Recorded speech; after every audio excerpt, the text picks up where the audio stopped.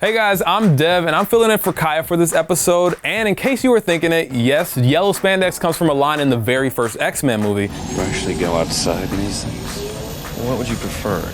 Yellow Spandex? It was meant to make fun of how ridiculous superhero costumes are and why an accurate representation could never work on the big screen. Kasada!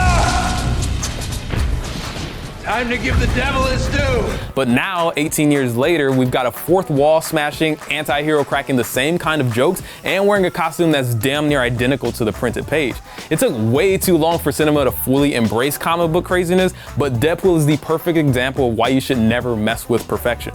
He's become a style icon, and today you can't step foot inside of a Comic-Con without seeing dozens of cosplayers dressed as Deadpool. I've seen a lot of them, they're awesome, and shout out to Rick Poole, who I saw last year at New York.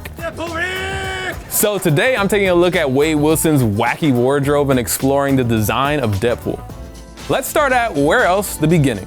Deadpool's costume hasn't changed that much since his debut in 1991 when Rob Liefeld and Fabian Nicieza introduced him in the pages of the New Mutants. Right from the jump, all the essential elements are there, and since this is Rob Liefeld we're talking about, tons of useless straps and pouches. Deadpool's design was an instant classic, in part because it built on two characters who came before. Liefeld's never been shy about his influences. Have you had any formal art training? No, just a lot of imagination, I think. And he basically admitted to creating Deadpool because he wanted to draw Spider-Man, but of course the character was off limits. There's a lot of Spidey crawling over Deadpool's design, from his color scheme to his wide expressive eyepieces to the suit that covers every inch of his skin. The similarities between the two have become a running joke in the Marvel universe, but you have to look at the distinguished competition to see the other big influence on Deadpool, Deathstroke. When Liefeld showed Nicieza his sketches for a super soldier with a cool mask and a thing for swords, the writer basically said, dude, this is Deathstroke. Instead of going back to the drawing board, literally, they ran with it and turned DP into an homage/parody of the Teen Titans arch nemesis. His secret identity, Wade Wilson, is a blatant take on Deathstroke's Slade Wilson, and even his codename Deadpool is a sly reference to his DC counterpart. Think about it in swimming terms. Where would you do the Deathstroke? In the Deadpool, obviously. Either that or they took the name from an old Dirty Harry movie. Regardless, the OG Deadpool looked the part, but it was later writers like Joe Kelly, Christopher Priest, and Gail Simone who turned a Teen Titans ripoff into a massively popular merc with a mouth. So now that we know how Deadpool got his duds, let's check out some alternate attires. When the biggest development in your superhero costume is a little pointy bit of fabric on your hood, you know you got it right the first time. But over the years, Wade has donned quite a few variants of the Deadpool uniform. Sometimes it's part of a storyline, like his dark gray makeover as part of Wolverine's new X-Force, or his homemade X-Men costumes from his many desperate attempts to try out for the team. Sometimes he's got a good reason for changing his looks, but he mostly does it for shits and giggles. And since it's Deadpool, you can expect literal shits and giggles. This guy's got the right idea. He wore the brown pants. Deadpool is basically a cartoon character in comic book form, a wise ass who gets under his opponent's skin and drives him as crazy as he is. And I mean, how many times have you seen Bugs Bunny dressed up as a Viking, a femme fatale, or Superman just to annoy Elmer Fudd? Deadpool is the same way. When he passes through Georgia, he dresses up in a sheriff's outfit that's a spitting image of Rick Grimes. During a team up with Spider-Man, he dons a French-made uniform to distinguish himself from the web slinger. And once, while fighting Bullseye inside a walk-in freezer, he covers himself in meat armor to absorb the assassin's arrows. He's been a pirate, a Zen monk, a duck, and those are just the 616 examples. In other universes, there's an ultimate Deadpool with a clear plastic shell for a skull, Gwenpool, a fusion between Wade Wilson and Gwen Stacy.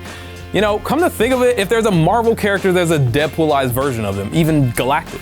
There are enough DPs running around the multiverse to assemble a whole Deadpool Corps consisting of Lady Deadpool, Kid Deadpool, Dogpool, and of course the decapitated zombie, Headpool. Then they clash with an evil Deadpool Corps. It's a whole thing, it's way too many to list, just know it's insane and it was awesome. Just like Deadpool's cinematic debut, although it took a few tries to make the perfect movie merc. Deadpool's first appearance outside the comics was in the classic 90s X-Men cartoon. Kind of.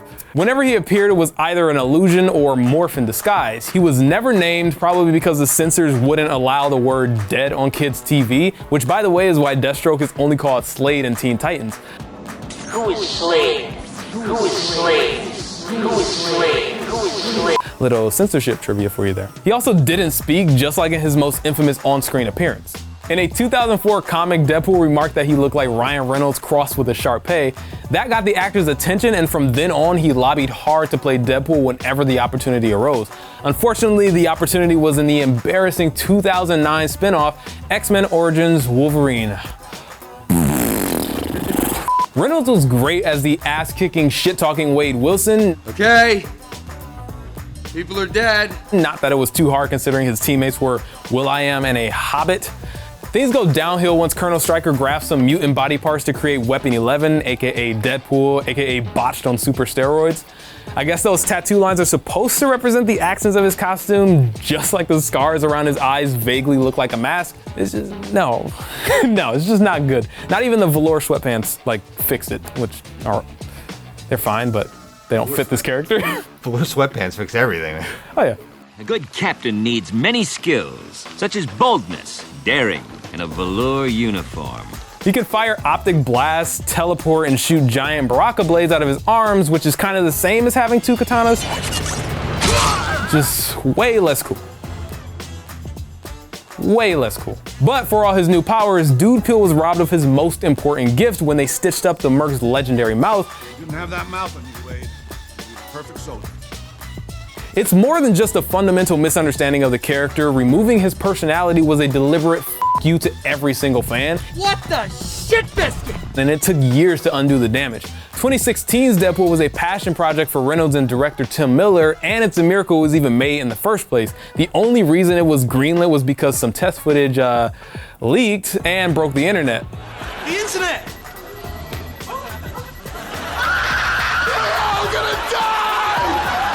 The film was a massive success and the highest grossing R-rated movie ever, and as far as superhero movies go, it's got one of the best costumes I've ever seen. Is the mask muffling my voice? I love how much time he spends under the mask. I mean, Captain America can't seem to keep his damn helmet on, Iron Man wore his workout clothes for like all of Infinity War, and most Spider-Man rip off their mask every chance they get. But Reynolds and Miller fought hard to make the costume as authentic as possible, and that means hiding his butt-ugly face. To make up for it, the movie uses CGI to make his mask more expressive, just like Homecoming, except they don't bother to explain it. Deadpool's eyes can move because, of course they can. He's a comic book character in a comic book costume, and the entire film reflects that. In case the other fell off. Reynolds and Miller were so amazed by the final costume, they broke down weeping when they first saw it. And can you blame them? It's a picture-perfect representation of the comic costume. It's unapologetic, it's iconic, and while it's not exactly yellow spandex, it's a long way from some shitty leather jumpsuits. Hey nerds, thank you so much for watching my video. Tell me what your favorite costume of mine is. Is it the red one, or the red one? Please let us know in the comments below, and always subscribe to Now This Nerd. Thank you.